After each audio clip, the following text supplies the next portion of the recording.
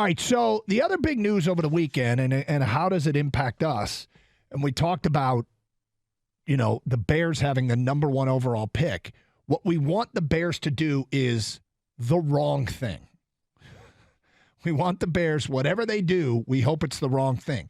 Whether it be stay at 1 and draft a player, whether it be trade out of there, whether it be trade Justin Fields and get their quarterback. Like, they had a bunch of different directions they could go. And they strike the deal with Carolina, and they're dropping down to 9. They're getting an extra couple second rounds and an extra first-round pick out of the deal. And the question is... And a wide receiver, right? And a wide receiver. And a good one at that. The question is, did they do the wrong thing here? And to answer yes to that question, I feel like the likelihood of them drafting a quarterback and being able to trade Justin Fields wasn't that likely. So what would make this the wrong thing? Well, it can be the wrong thing if the players they draft with the draft capital they got back from Carolina, if they just draft players that suck.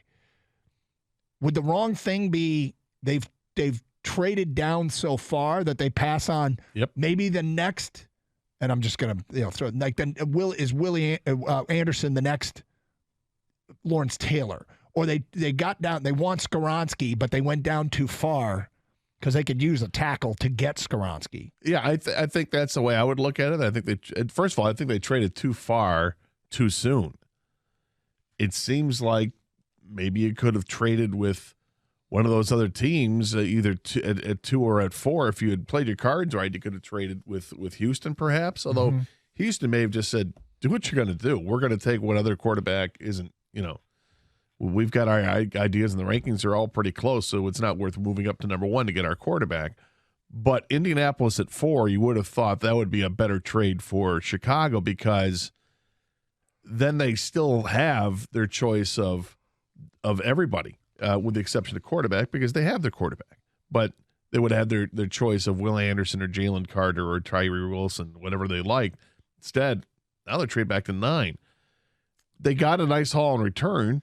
They get a first-round pick next year, get a second-round pick this year, and a second-round pick in 2025, and a pretty good wide receiver to send to Chicago. That's a good haul. But they traded too far back, I think. Yeah, I think they did the right thing. Let me be clear here. I hope it's the wrong thing for the reasons I just mentioned. Then it could be they traded too far back. You can always screw up the picks.